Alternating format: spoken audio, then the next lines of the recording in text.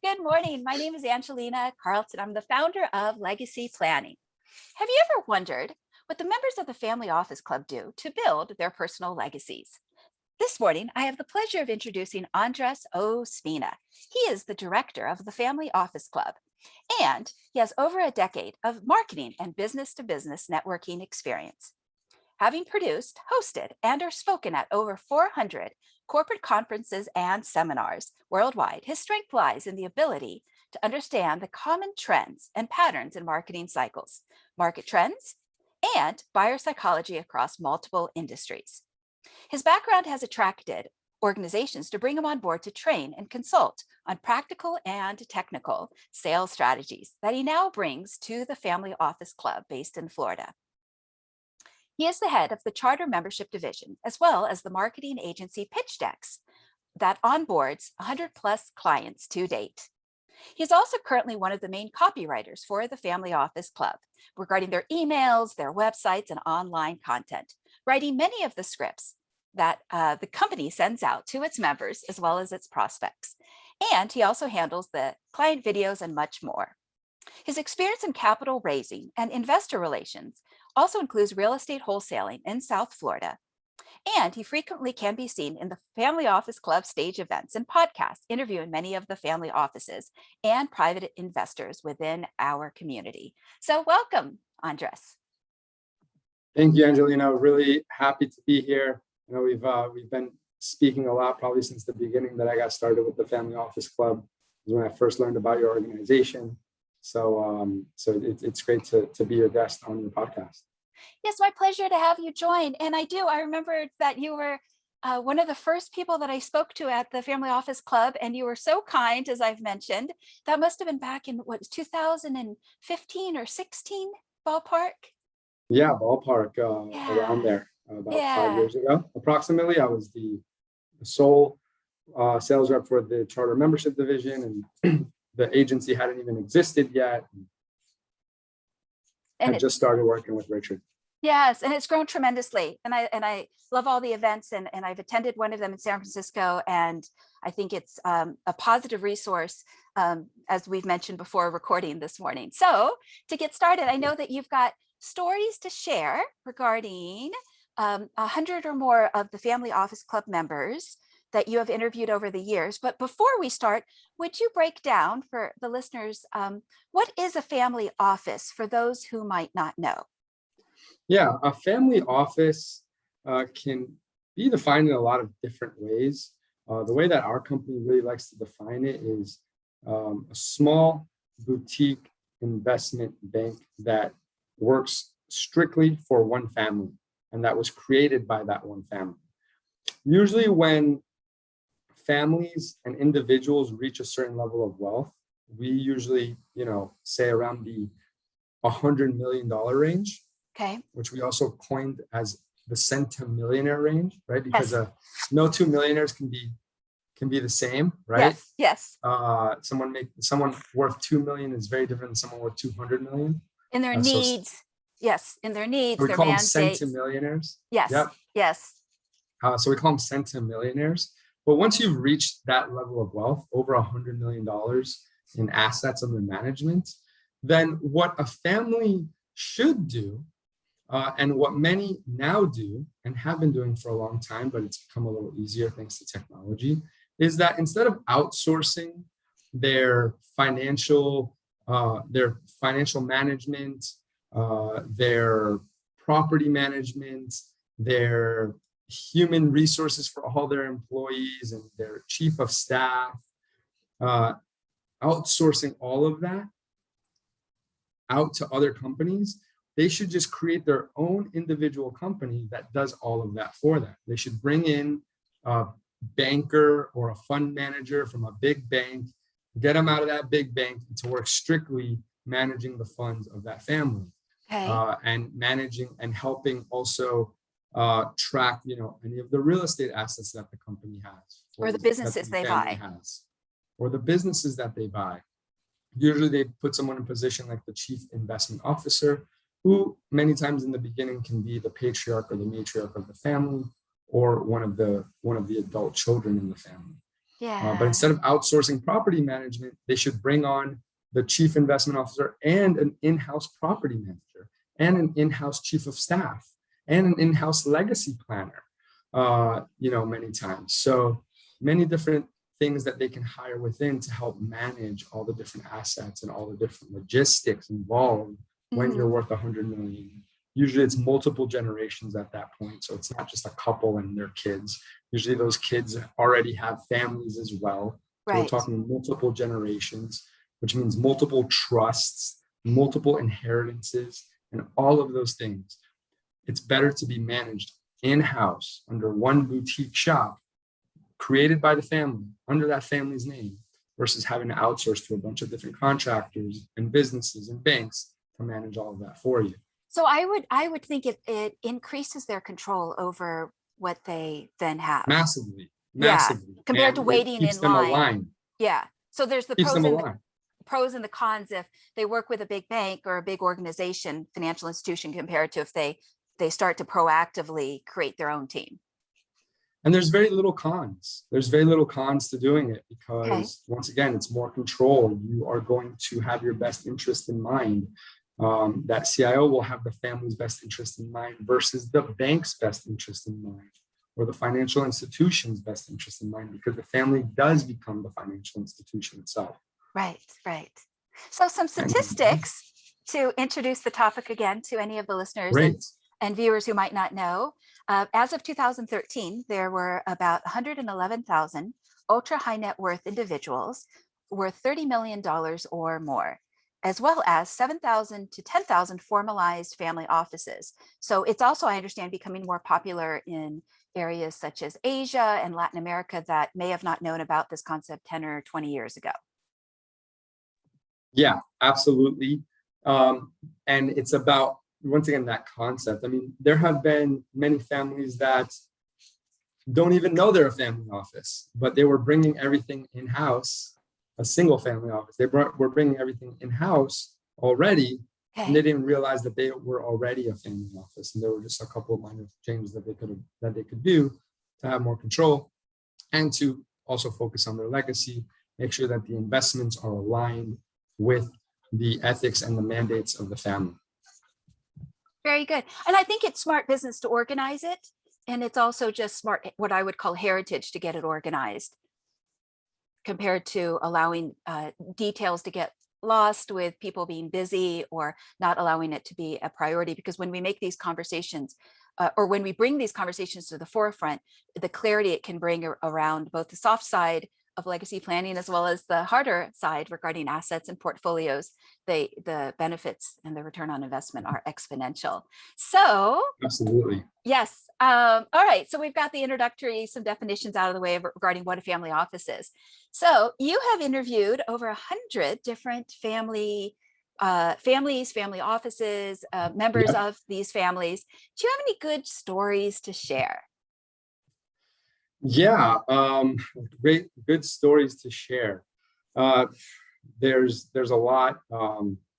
I've been able to go inside of Mitzi Perdue from the Perdue family. She, the Perdue meats and Perdue chicken, you've probably seen in supermarkets, 5 generations. She spoke at our event. She spoke about legacy. Okay. And I actually got to walk into her Mercedes Sprinter. Okay. A huge Mercedes Sprinter that she just completely decked out on the inside. Beautiful leather seats and cashmere, and it had this I think it's called a cashmere egg. Okay. It's like Yes. Egg. Yes. It came out literally from like a cup holder, and it was covered in gold with diamonds and emeralds, and it was just never seen one of those in my life, and it was in her Mercedes Sprinter, and got to have a pretty interesting conversation with her about it on the topic of legacy planning. So that was really great. So she has this very unique egg, and then what did she have to share about legacy? Because I know that she's been very successful in her own right, as well as partnering with her dad and her husband in businesses. So what So how do you think she's approaching the topic of legacy? Well, so she made just some really great points, and it's a presentation that I heard 3 years ago, and I never forgot it. So one of the main things that she said was that the wealth of the family will be protected across multiple generations if the children understand the history of the family. Yes. If they understand the hard work that their grandparents and their great grandparents had to put in order to really, um, build that initial wealth, And then they're cement more it. likely to protect it. Yes. Yes. They're more likely to protect it, and they're more likely to also feel proud about their heritage, about their family. Okay. And the way that she did that is that she had an app developer build an app that was exclusively for the family. Oh, that's nice. It Okay, was like the good. Purdue family app. Right. So everybody in the family had access to the app, and they could communicate through the app. They could see what family events were coming up. And they Okay. could also, there was also a section in the app where they could learn about the history of the family. So That's very that was a way to proactive. really keep them, Yeah. yeah, very Yeah. proactive. And for some families, learning about the history is mandatory, but in other families, it's something brand new that they're starting. And I think a part of the reason is if the offspring, so I don't call them adult children, Yeah, awesome. if the offspring can have a point of reference to the lifestyle that they've been granted, Yeah, then it isn't just like there's a presumption that it's always going to be there. If they can understand the building blocks of what was invested, not just financially, but also in terms of the sweat equity and the mindset and the struggles and the stories, then they understand that, and I'll use the word privilege for a moment, then they can understand that the privilege that's been granted to them isn't just, I would call isn't just easy, it was earned. yeah, and Yeah, they're just less likely to feel entitled, yeah. you know, entitled That's, to it. but I think sometimes that's the part that gets left out, because if they just see the fruit of the labor, they don't understand the labor that went into it. Yeah, Yeah. exactly, 100%, 100. And entitlement and the other thing is that today, especially in today's world, people feel entitled whether they have wealth or not. you know, People feel entitled for many different reasons. And I'm a little bit more. You don't have a politically correct guest here with me. Okay. Okay. As Okay. Good. today. Yes. Yes. And I'll So share, you're on vacation right now, and that's why the family office emblem is not on the background in terms of, yeah, the and I formalities. This is more of an informal conversation. well, yeah, and I'm not on vacation. I'm actually working. I'm just working East Coast times, Okay. Okay. Yes. but in Yes. Europe. Blending play and um, work, which is very healthy. yeah, Yeah. exactly. Yeah. It's interesting because I now have my daytimes free versus my evenings. But the thing about it is that entitlement has grown as an attitude in the United States. People Yes. Let's feel talk about entitled. this. This is a very key point. Keep going. People feel entitled to jobs, to money, Right. to access to certain things, simply for being in existence. And while it's not about whether they are or they aren't, Okay. but what I was taught is that the world is not fair. And if the world was fair, it would be boring. Yeah. Well, different people are raised differently. Yeah. Some Yeah. have more idealistic childhoods compared But to. when there's exactly, but especially nowadays with that entitlement attitude, especially for the wealthy, Mhm. when you have the younger generations that do tend to have more of an entitlement attitude versus the older generations from Mhm. back in the 50s and the 60s that understand that they had to put in that work. Right. You see this a lot in Asian culture. Asian offspring will stay with their families for their whole lives and never leave their parents in order to be able to support the family structure. You don't see Correct. that because in American culture, people are more, I'm entitled to leave my family and to go pursue my dreams at all costs and sacrifice family. Right. Uh, so there's just a different mindset. And with that attitude, if you're going to inherit a portion of the wealth that your family has built for multiple generations, then it can be squandered with that attitude, Yeah. which is really the case. Just like the Vanderbilt family lost it very quickly within a matter of decades. Yes. It's about 85% of wealthy families will lose the majority of their wealth between the first and the third generation. Yeah, and I want to play off of something you just said regarding entitlement, and I actually wanted to write a blog article about this. I just haven't found the time yet. So I think with today's generation, let's bring up food for a moment. You could, and I'm not saying that all Generation Z is ignorant, but let's say you ask Generation Z, where does food come from? And they say the grocery store. But 100 years ago, somebody would have to plan decades out, or even years out regarding the farm. When do I plant? When do I harvest? What do I have in inventory?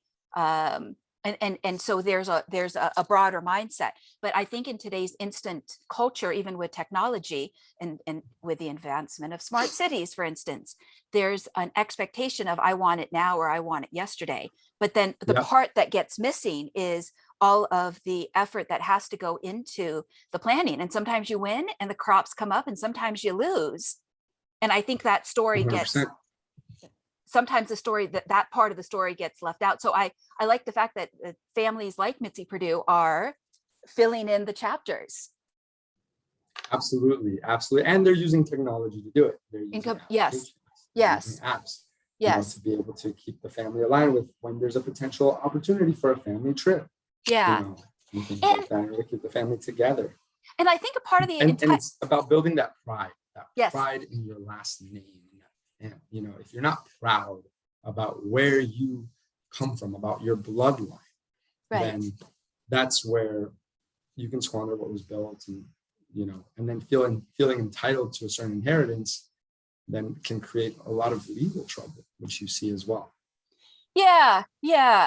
And I also understand sometimes founders can also be a tad narcissistic, and I mean, not always, but sometimes they could be the hindrance regarding passing on that knowledge, because if they lose what they have built and they transfer it, then they have to find new reasons to wake up in the morning, a new greater purpose. And sometimes that can also be something that's difficult if it's like tearing it away from the founder or the person that's had the power, because power can be addicting, whether or not we want to be transparent about that. Yes. No, absolutely. Everybody wants recognition. Everybody wants to be remembered. Right. And that's inherently how we're built. Okay. Unless we have kind of spiritual practices that can make us aware of that, and then not make us slaves to that. Yes. There's some things that will fill our pocketbook, and there's some things that will fill our souls. Yeah. Exactly. Yeah. So the Family Office Club has members in 22 countries. Are there any other stories that come to mind? And I know Mitzi Perdue also has an amazing book that she's written that can help the readers and viewers if they're so interested. Yep. So it's versus stories, that what I really have or tools, is insights. Advice. Is advice, right? Okay. If the reason that the Family Office Club exists is because family offices are great investment firms to target if you're raising capital for your own legacy, for your own dreams, for your own goals, for your own company, for your own fund. Now, why are they such a good resource? Now, while they are secretive and they can be hard to find, there's less bureaucracy involved when negotiating with them than if you were negotiating with an angel group or a private equity group, because you're just talking to that patriarch and that one chief investment officer about the potential opportunity that you may have for them to invest in your venture. Now, the great thing is that, going back to legacy, if you can align your deal, and your mission with their legacy, then you can create a long-standing relationship with these family offices and a partnership, for them to potentially invest in your venture. And that's important to keep in mind. I mean, that's why this conversation is so important. These families want to leave behind a legacy that's aligned with their past already. Or for example, I sat down with $1 billion family office, and he wanted to now his family came from multiple generations. They're from India, multiple generations of steel manufacturing. Okay. And multiple generations of steel manufacturing means that they left behind a big carbon footprint. And they wanted to move to more environmentally friendly opportunities. So this Good for family was them. actually trying to shift their entire image to be Yes. more environmentally conscious. Okay. So if you can align yourself and find and really ask the right questions and find out what type of legacy they want to leave behind, then that's how you can be an intermediary, Intermediary. or Yes. broker, Yes. or broker for the opportunities that they're seeking and opportunities that you may have available. Yeah, to support their vision, their legacy vision. So with this particular family in India, or another one that might come to mind, what would you say would be a few of the top values that they're trying to honor now that they've become more aware of the influence and impact of their family's business? Family is one. They Okay. really want to leave behind a name of their family versus like being, steel tycoons. They want to leave behind something that can really change the world. Okay. But at the same time, they want wealth preservation. Okay. A lot of these family offices, they're not looking for the next unicorn Okay. per se, or they may In the have risk. a small percentage of their portfolio that's dedicated to high risk, high return investments. But the majority of their portfolio is going to be centered around wealth preservation. How do we keep our wealth preserved and Sure. growing at a consistent, moderate rate? And I think also a part of that wealth is that human capital, in addition to the financial diversification. Yeah. Crucial. Yeah. Crucial. They want to be able to be strategic partners in most of what they do. Okay. So you would say that one of the themes or patterns that you're seeing right now is the priority around a family's legacy, that is a topic coming to the forefront. Do you think that's because it feels like things are changing so much in the landscape, or what do you think might be instigating that? Yeah, I mean, I think the conversation comes up, Okay. and it's once again, it's the what's important to them is wealth preservation. Okay. Okay. And how do you do that? You do that by having great audacious goals. Ah, Right? BHAGs. Yes. Okay. Because if it's just about wealth preservation, then the motivation, the inspiration can lack. It's got to be more than just the money. Yes. Yeah, it's got to be more than just that. So that's you got to give everyone, right, there's that human factor. You got to give everyone a mission to stand behind. So that's why it is important. Okay. But really at the forefront is going to be wealth preservation. They want to know, how can I save that extra 2-3% on my taxes? Because for them, 2%, 3% on their taxes is huge. Up. It adds up. Yeah. It's huge. It's a $300 million portfolio, right? And right. That 1% is $30 million. Right. Right. Absolutely. And I think also, like you had mentioned before, the offspring and the future generations, they would like those individuals to be strong in understanding how to manage what I might call metaphorically the ship. When they become the ship's captain, they can handle the high seas and the rough waters. And because that's a part of the stories of what these families have endured. They've lived through the Great Depression. They've lived through different historic events to know how to navigate those waters politically and with litigation and enemies out there and all those topics that come with wealth. I mean, so a part of wealth is wonderful. And then there's another part where they don't give you the memo or the white paper. Absolutely. Yeah, you have to learn on the job. Well, I always had a mentor tell me, like, a mentor that was very wealthy telling me, like, it's really hard to be rich, but it was really hard when I was poor. So I just chose my heart. Yeah. Well, I think there are blind spots with each. And I think also legacy is one of those newer conversations. I mean, I when we had first spoke, I had mentioned that I went into the marketplace and I looked at coaches and who would be there if I wanted to have somebody guide my legacy. And I found coaches of a lot of different other varieties, but I couldn't find legacy coaches. And maybe they were held at some of the financial firms like Deloitte or, some of those bigger accounting firms that would have a legacy division.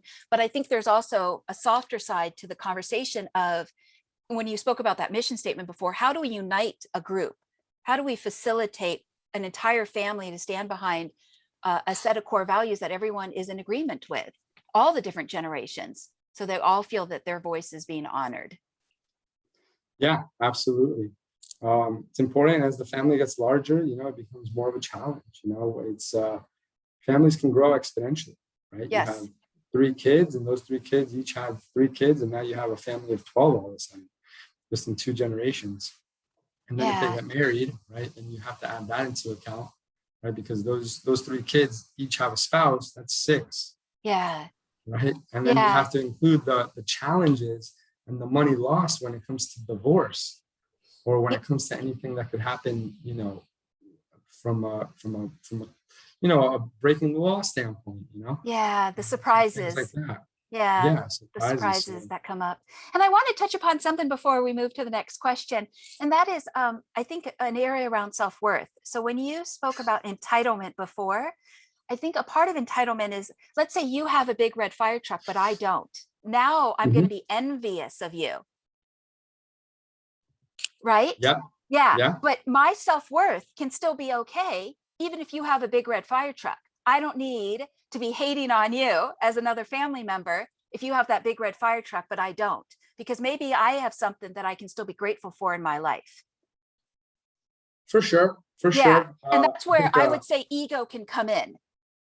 and that's one of the harder ones, because it's one thing if, well, and the thing about it is that when you're looking at it from this perspective, you're combining two very big things into one, where there Okay. can be a lot of jealousy. So it's one thing if me and my siblings are getting more attention from one parent than another. So then there's Right. jealousy there. Right. And it's one thing if I'm at work and I'm, coworkers getting more attention from my boss than I am, and I feel like I'm entitled to that attention because I feel personally like I'm working harder, let's say. But in this case, you're combining the two into one. It is Okay. both work and family. So It that is. friction is a different dynamic, because we are talking here about work and family as one, right? Mm-hmm. Because that's where it gets different. That's where it can get a little bit more complicated, Yes. because it's if let's say in the example of siblings, right? One sibling is getting jealous, that is not only affecting the relationship with their parents, that's also affecting their potential inheritance and how much of the decision making are they involved in Right. Right. for for their family. So There's the ripple effect. it's a combination of the two. Yeah, yeah, Um, absolutely. Yeah, and I'd like to do a plug real quick for coaching right here, because I think that when great coaches can be brought in and they can say to those family members, I think these are some of your strengths, then the family members can be placed in the right positions, and then and now the infighting doesn't have to happen as often or as much. And I think that some of these families are very blessed, because I think every family could work out their dysfunction if they could bring in great coaches and consultants and advisors. But the typical family in America right now, let's face it, is struggling. So if we are speaking about affluent families, how lucky they are that they can bring in trusted advisors to help steer these conversations, so that the what I might call the icebergs underneath the water don't have to grow. Your thoughts, Andres? Absolutely true.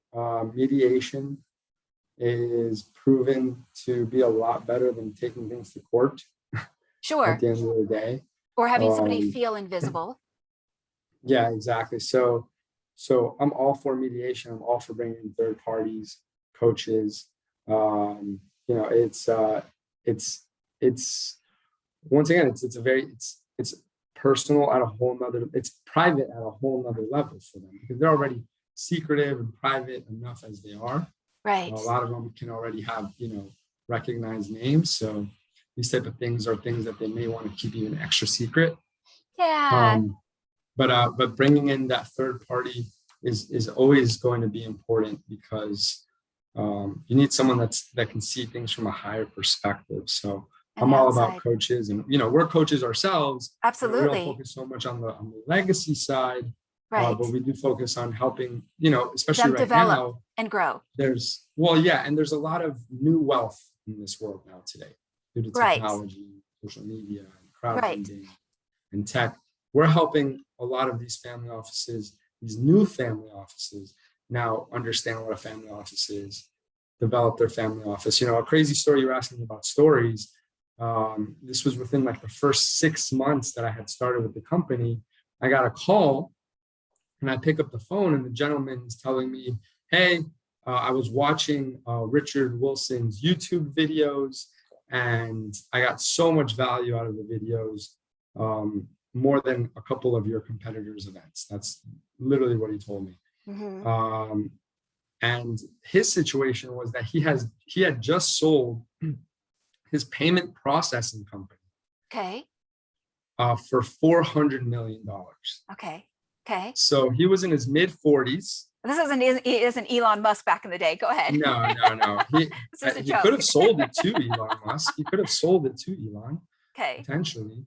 But he had been working on this company for 20. He had been working on his company for 20 years. Okay. All he knew was entrepreneurship, and from one day to another, he went from being an entrepreneur that was working 60 to 80 hours to 100 hours a week. Sure. To selling his company and having no team, no company, just stepping in to advise a little bit. Yeah. He had two properties, 2 pieces of real estate, and $400,000 cash. Okay. Liquid. What's next? So next? He needed to know what do I do? If I need to do something with this money or else the government's going to come for it. Sure.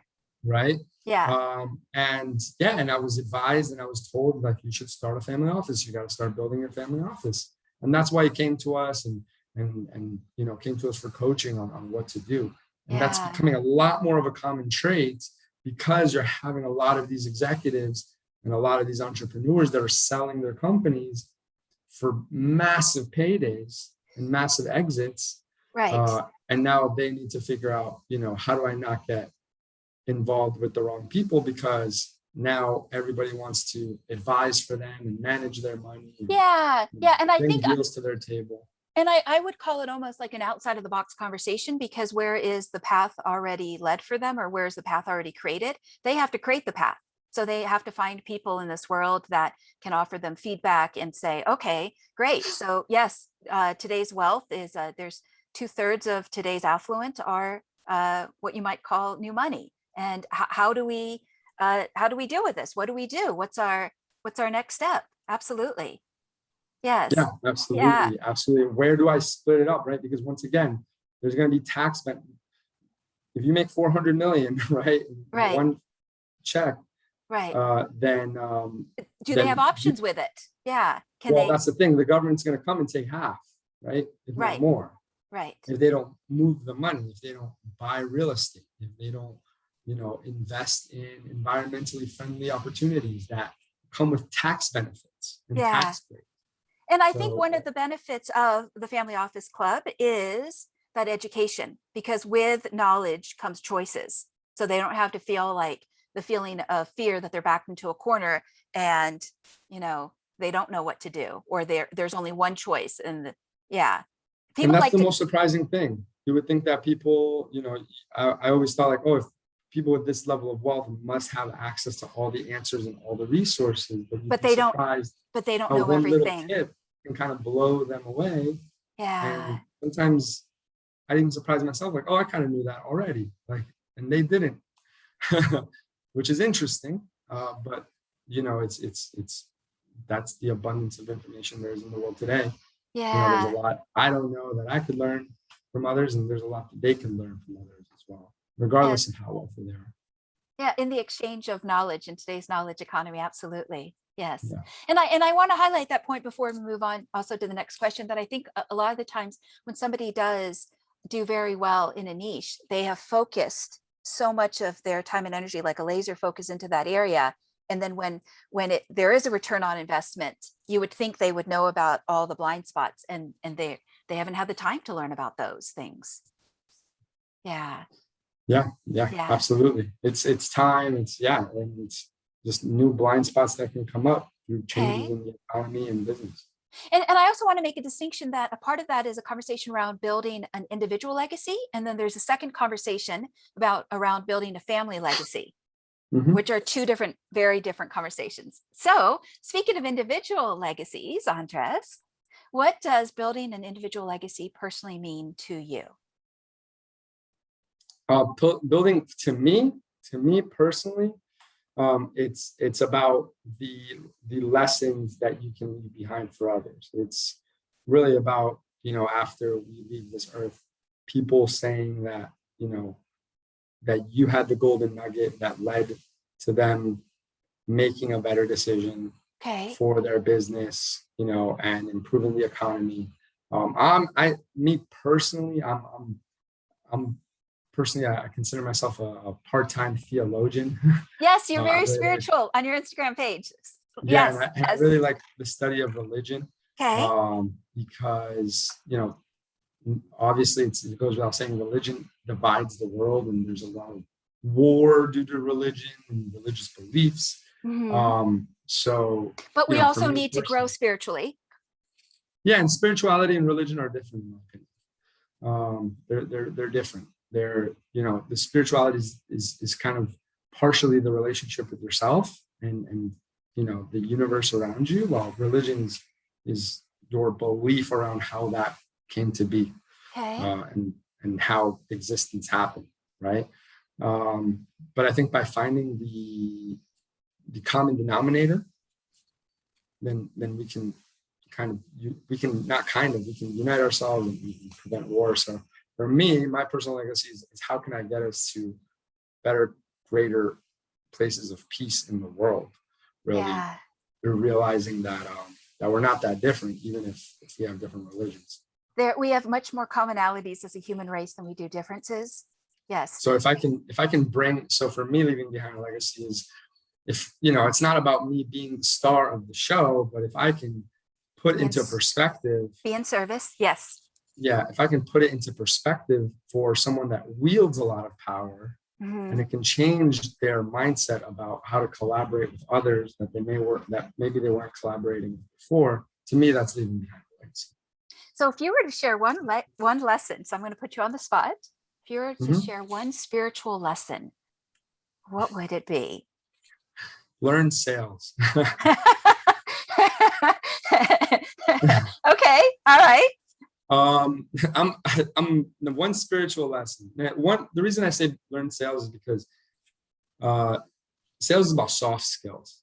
It is, and understanding the other person's language and needs. Exactly. It's about understanding the other person. And from a spiritual standpoint, I think that everyone I talk to is simply a reflection of myself. So that's very mystical. Yeah. So if you wanted to kind of bring it to that side of things, but bring it more to the technical side, learn sales, because it's about the soft skills, about communicating with people, learning to understand them, learning to understand their problems, their challenges, and through really listening, being able to provide a solution for them. Yeah. And if a lot of times we have that solution, but if we don't learn how to sell it, then we're not going to be able to bring that person to our sphere of influence. Going back to me, that connection through what I've learned about sales has been a very spiritual experience, because it's really taught me about how to listen to people, how to understand them.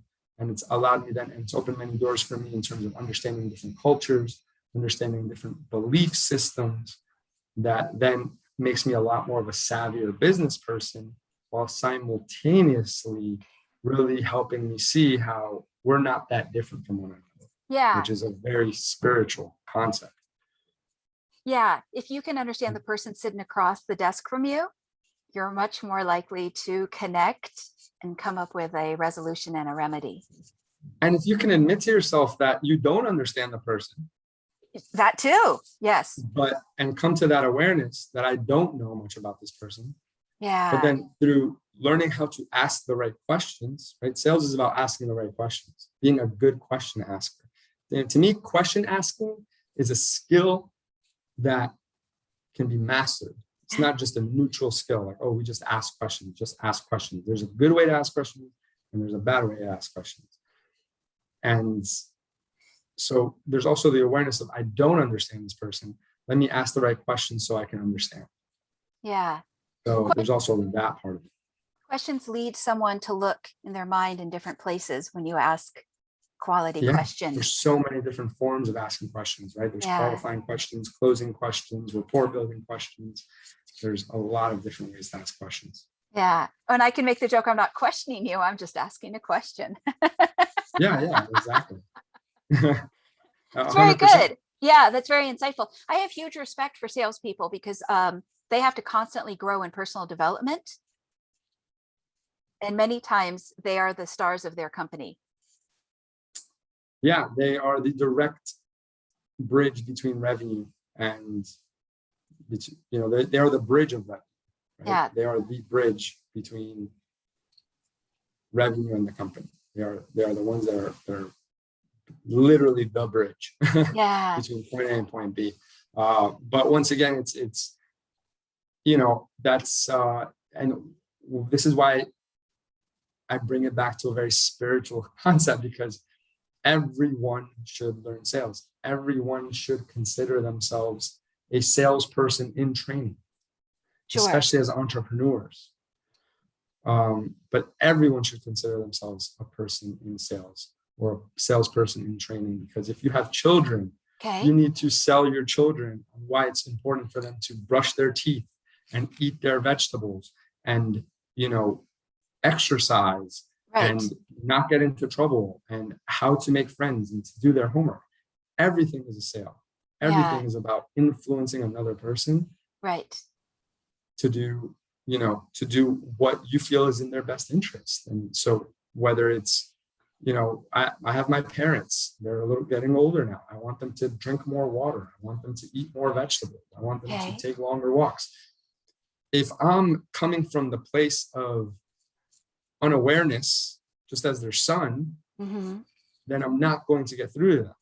They know Yeah. everything about me. They know me inside and out. Right. Your family's going to be the hardest people you could ever influence. But if I can turn on my salesmanship And own it. Yeah. And embody it. right, Yeah. and start to treat them like a prospect and start to empathize and ask the right questions and get them a little scared and close them, right, and help them Yeah. visualize, then I can bring them to where I want them to be, which is good health. So, but if I just come from a place of being their son and just, kind of not being intentional with my words and my sales process and my form of communication, then I'm less likely to influence them. Yeah. And I think you're also meeting them where they're at compared to talking at them. Exactly. That's what we try to do. But it can be the hardest with our family. With our family, it can be the hardest. Yeah. thing to Yeah. do. Well, there's a saying in coaching, which is if I give you advice, it's interesting conversation, but if you come up with the answer, you'll own it. Yeah, absolutely. Yeah. So before I move on to the next question, what value do you get to honor by implementing this spiritual lesson around sales? What values do I get to honor? Yeah. Well, I get to honor acknowledgement, which to me is important. I think people really want to feel acknowledged. I love to feel acknowledged. That's, it was through me realizing when people acknowledge small things or small actions and how that really sits with you and stays with you for the longest time. And like, wow, that sticks with me for the longest time and stick with others. Let me acknowledge them. So it allows me to acknowledge others for the things that they do, acknowledge them for giving it their best when maybe they didn't accomplish what they were trying to do. So that's a really big one for me. The value of keeping an open mind. So they're seen, heard, and understood. Keep going. Yes. Yeah. Keeping an open mind. I want to learn as much as I can about this world and everything that it has. Mm-hmm. And I never want to close the door to anything without giving it a good look. I will walk into any religious building and sit down with the individual there and ask them to teach me about their beliefs. That's beautiful. With a very neutral, ear, and trying as best as I can to suppress my ego, which can never be done. And also, 0 point. That's why I really love the concept of like 0 point. Being at 0 point where you're not. It's a neutral place of observation. And it takes what I might call a skill or a muscle of self-management. Yeah, for sure, for sure. Yeah. Constant every day. But it's going to open up it's opened up the world to me, Okay. So, are there any positive influences that have inspired you personally that you might share with the viewers and listeners? Yeah, I know this is going to be cheesy, but Richard C. Wilson, I I wondered if you see were going to say that. Okay. yeah, I know, but but look, I do what I like to do, and I love working for this company. You love your And work. Yeah. I love my work, and Yeah. it's because of how I'm treated in this organization, and it's also because of the seeing what he's been able to build, seeing the amount of respect that he gets from these family offices due to the person that he is, due to And his work ethic, and the respect he gives. the respect he gives. Oh, Yeah. the respect he gives, and um, but for who he is, So some he, people, he's a sorry, model father, he's a model entrepreneur, and for me, as a young man, it's good to be able to observe that and to take those lessons from that. yeah. So that's one, but I have many more. Yeah, I want you to share in a moment. I want to also acknowledge, Richard, that I don't know if I've ever seen him be arrogant regarding his level of success, which Mhm. is talk about a soft skill, an asset, an intangible asset. Because if we think of that saying by John C. Maxwell, it's not what somebody knows, they remember how that person treats them. Yeah, for sure, for Yeah. sure. And I think that also comes from his he, from where he wants to be. Okay. I really think we'll see Richard on the billionaires list. Okay. And I strongly believe that Okay. because of his level of integrity and his Okay. trajectory. So I think part of that is also that he knows he has a long way to go relative to what he really wants to accomplish. So In taking the long view. yeah, taking the Yeah. long view. Yeah, Yeah. and I heard a quote a long time ago that really changed my perspective on a lot of things. It says, "Treat victory and defeat like the imposters that they are." Yeah. Yeah. So, because a lot of times we think we're victorious, or we think we've been defeated, but at the end of the day, the game's not over until it's over. Yeah. Yeah. Yeah. So we can celebrate for a little bit, but we got to remember we always have more work to do. Or as Winston Churchill joked, never, ever, ever give up. Yeah, exactly. Okay, good, good. So who are some others? Or is there anything else you'd like to share about Richard Wilson? No, so I definitely have some others in terms of you say idols. Well, I don't mean as idols in the sense. What I mean by this question is positive role models, because I know that. Positive role models. Yeah, I think, and I've mentioned this before in other podcasts, there was this game called Show and Tell growing up. But as adults, we look much more at the actions of somebody more than their words. Are Yeah, they really embodying it? And I think today we need positive role models. And a positive role model doesn't necessarily have to be a celebrity or a politician. It can be somebody that we know right in our immediate circle that's owning their values and striving for their yeah, goals. for sure.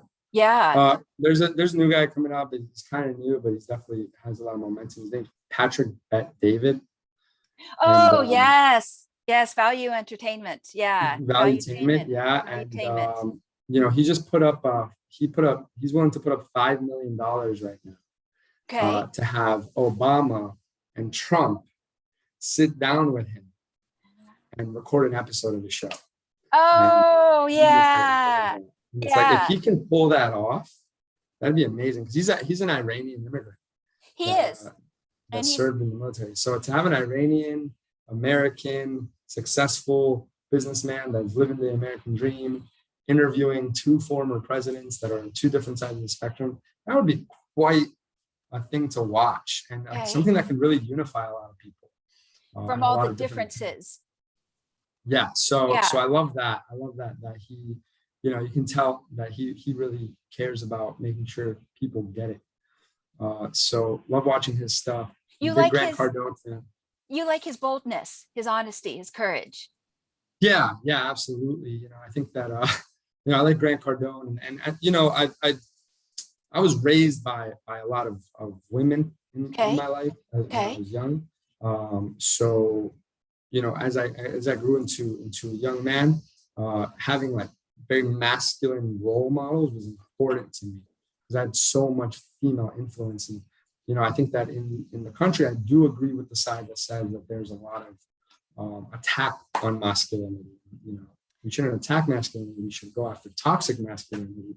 Yeah. And there's a There's a lot difference. of, but there's a difference, Yeah. and so Masculinity is wonderful. Toxic masculinity tears a person down to the yeah, point of continuing lies. But regular yeah, masculinity is like the knight in shining armor. That's the provider, the protector.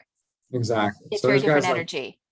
Pedro's Coolin, Grant Cardone, Patrick Bedin, great Yeah. role models for young men that we need more of right now.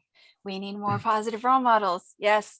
Yes. And I'm all for positive masculinity because that can protect what needs to be protected. Yeah, Yeah. exactly. Not compared to the dysfunction. Correct. Yeah. Good. Good. Wonderful. Yeah. Well, we'll have to see if a valuetainment, I can't, what did you say his name was? Bet. Patrick Bet David. Yes. Yes. He's been very bold in covering some subjects. So we'll go a little controversial for one moment and then I'll go back to being conservative and neutral. Yeah. He's covered some topics that are very dicey, including the JFK murder, and he's brought members of the former mafia onto his platform He to has. question them. And I think he's searching for the truth. Obviously, I think he needs to be careful that he doesn't step on some toes that are out there Mhm. because there are secrets that have been buried internationally, not just nationally. But I think he's very brave, and bravery comes in a lot of different forms in order to break the molds that are out there, Absolutely. because there isn't just one way to do something in this lifetime. Yeah, Absolutely. we can be leaders more than followers. Okay, good, good. And so how do you get to honor your core values? I know that you've been very proactive in what I might call combining play with work, which keeps it exciting and it keeps it Mhm. healthy and you're always growing. It's huge. But what other ways might you get to honor your values? And the reason I'm asking this question is because there's something about defining, developing, and executing our legacies in real time that I'd like people to see, that it's not just something theoretical in a book. There are people that are, grabbing life right now and they're embracing their legacies. So, Yeah. So I have a great team. I'm now the managing director for the Family Office Club and co-founder with Richard on pitchdex.com, the marketing agency that has grown. And the team is great. Really love working with my team, and the opportunity to be able to acknowledge them is great for the okay. work that they do. They make my life a lot easier. And it's a relatively new paradigm for me because I'm managing a marketing team now and a sales team versus I've been more used to my career to managing events teams and sales teams. Okay. Uh, so that, being able to have a team to acknowledge really allows for that. Through prior to COVID-19, we did 35 live events in 2019. Yeah. Which involved a lot of travel. I went to 34 of the 35 for Family Office Club. Okay. So Richard and myself were on a plane every single week, traveling to different cities, to different countries, to put on these events, and I love that. It keeps me on my toes, keeps me experiencing different cultures. I would have to wake up at 5 a.m., 4 a.m. to catch a flight. Then the next day, 4 or 5 a.m. to set up for the event, work a full day event, which is, full adrenaline, go, go, go, meet with as many people as you can, wake up again super early to meet with clients, and then wake up the next, or maybe I'd go to, to the east side of California and go hiking in Yosemite or Palm Springs. So I'd have to wake up early for that. So it just kept me like really on my toes and kept me in the 5, 6 a.m. club. Yeah. So when COVID-19 happened, it kind of grounded me, right? Like all of a sudden I'm waking up at like 7:30, 8 o'clock, making my coffee at home, and then, onto my next Zoom call. but now, things have opened up again. So once again, keeping that open mind, and, moved down to South America now. I'm living in Medellin, Colombia, to be able to plant my roots in my motherland. I was born in New York, but both my parents are Colombian. And, traveling and doing a little bit of the virtual living life on the road somewhat, as you can say, has been good. And once again, I had to have an open mind to that. I had to be able to take that risk, and it's been really good. It's been really good, a huge learning experience. So Yeah. this job has allowed me to, and working for Richard has allowed me to practice my core values, because I love having an open mind to traveling. I travel by myself a lot, and most people are very close to that concept. Yeah. So I'm able to practice that. I went to Colombia myself, came to Europe by myself, and I'll be going back by myself. So Yeah. Well, I would add to that I think that as you grow personally and you challenge yourself, then you're much more able to lead somebody, because you've, what I might call, walked through the path through the forest, that it's not yeah, like you're just sitting behind a box in your comfort zone asking somebody else to take leaps of faith. You're out there going, what I'm going to take a bike ride today, or be on my scooter. What's that? What's the unknown path? yeah, that's the most important thing. For me, being out of my comfort zone. Yeah. That's where I'm, most likely to just do my best work, Yeah. and to stay healthy.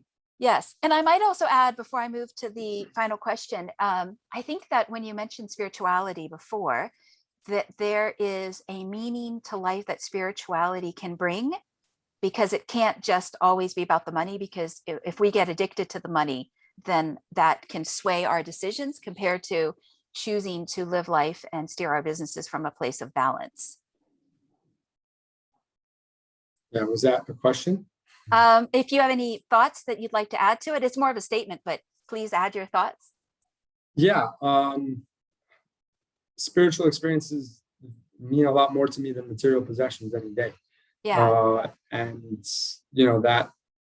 that's due to my own personal spiritual experiences, that are rich and deep, and have allowed me to to surpass a lot of traumas that I had as a kid and challenges growing up. So I can see why those things would matter more to me.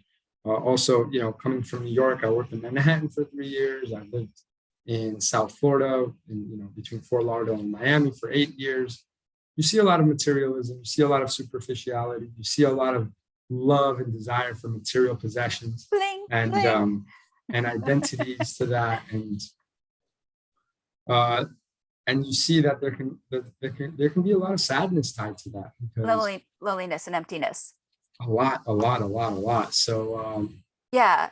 so And I might add that I think the younger generations, they are seeking experiences, and they're willing to invest in that to have those experiences, compared to maybe a boat, a yacht, or for sure. But then yeah. yeah, and I try to, I consider myself a hyper moderate. Okay. I'm a hyper moderate, so it's like, while I do love my experiences and I do love traveling, I want to make sure that I'm building my nest egg. I want to make Okay. sure that I'm investing. I want to make sure that I'm working. I'm not the one that's going to be, backpacking through Europe, working online gigs, and bartending in Southeast Asia, and then moving from country to country, and learning how to surf. That's not me. I love capitalism. Okay. I love marketing. So it's just about finding the balance between the two, because I want to be able to build my nest egg, and one day myself have a family office. Good, good. So as we come to a close, I'd like to acknowledge Richard Wilson for something, and then I'm going to lead into the final question. And what Mhm. I'd like to acknowledge him for is that I think he's done a very good job of keeping his ear to the ground, as in like the CEO who walks the floor and understanding the needs in the Yep. marketplace. Yeah, I think he just listened a little bit better, and it's paid off fruitfully for him. So the final question is, as the landscape is changing each year due to many different influences, including technology, scaling business models, and other changes, where do you think, when it comes to legacy, where do you think coaches and advisors and so forth can offer the best advice or meet the needs today? And obviously, this is also a platform for other coaches, anyone who's watching, so that we can expand the conversation around legacy and not just have it be a tiny little niche. Yeah. Yeah.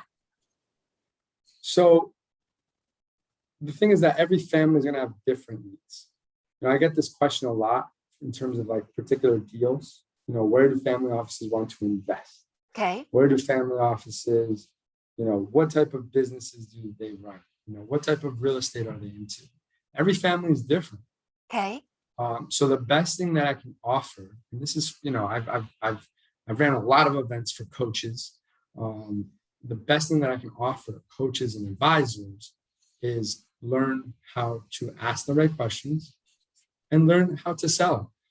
It's very crucial. A lot of coaches, they're very heartfelt. They come from the heart. They're very giving.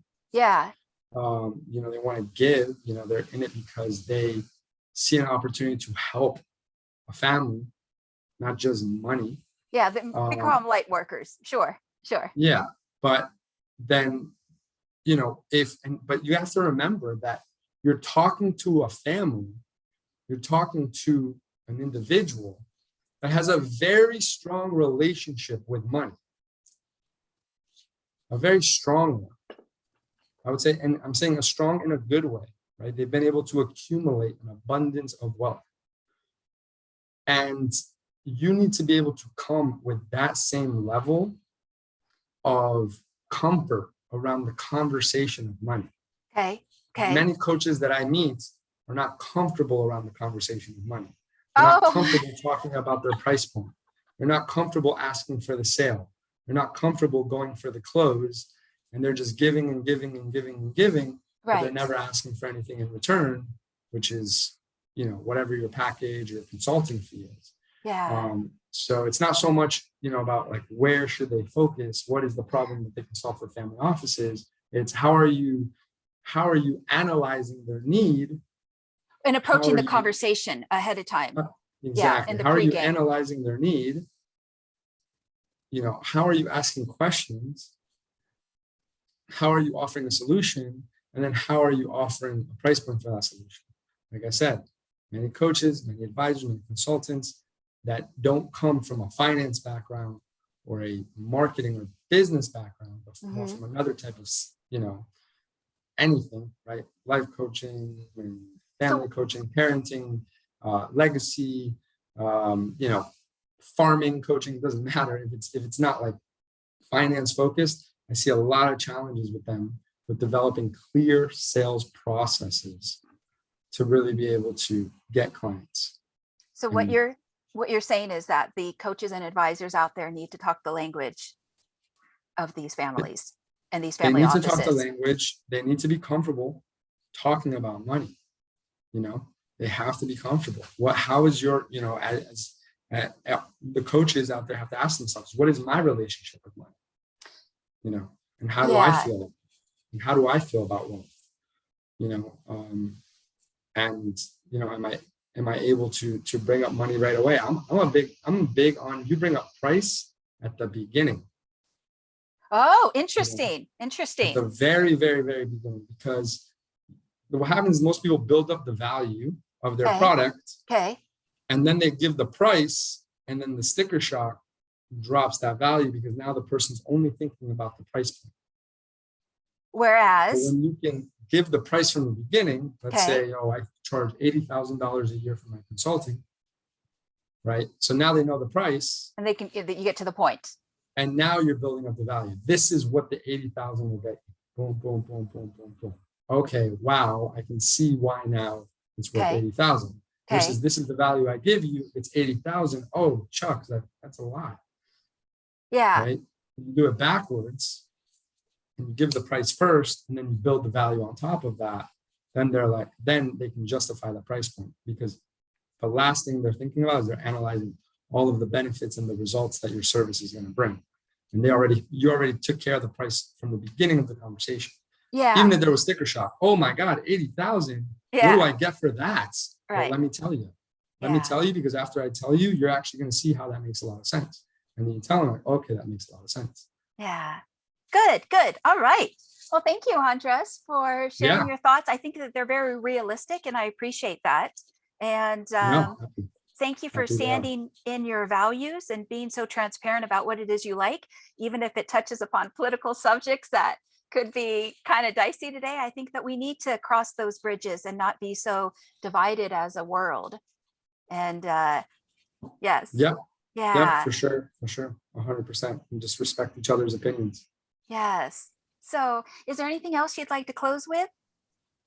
No, that's really it. Thank you so much for having me on the show. Really appreciate it. Glad that we got to do this after being in communication for so many years. Yes. And love to see. I'm loving, you know, seeing your brand develop and seeing your organization develop, because I still remember our first phone call 5 years ago. So look Yeah. forward to keep seeing it grow. Wonderful. Beautiful. Well, thank you so much, Andres. And for anyone who's listening, please like, subscribe, and share with your family and friends. And there will also be a podcast version available on the Apple Podcast, and as well as a couple of the other platforms out there like SoundCloud. Okay. So thank you so much, Andres. And we look forward to connecting again soon in the future. Thanks, Angelina.